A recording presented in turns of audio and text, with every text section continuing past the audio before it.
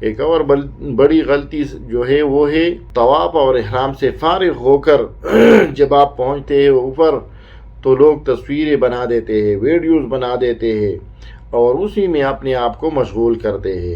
یاد رکھیے تو آپ کی حالت میں آپ نے کچھ خاص اذکار کر لینے ہیں، آپ نے اس کو یاد کرنا ہے کہ لبیک اللہم لبیک لبیک لا شریک لک لبیک، یہ آپ نے یاد کرنا ہے۔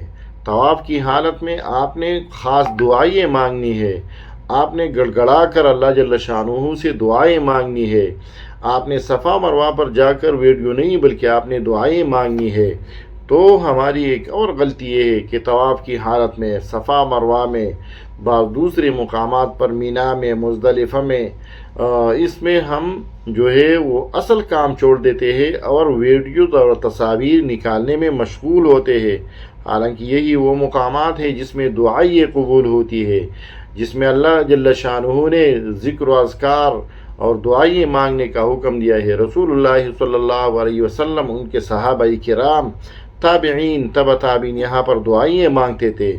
تو یہاں پر اگر آپ سیلفی بنائیں گے تو آپ کی عبادت کو نقصان پہنچے گا۔ آپ اللہ کے مہمان ہیں تو جو میزبان ہے اس کے احکام کا حکم خیال رکھنا آپ پر لازم ہوگا۔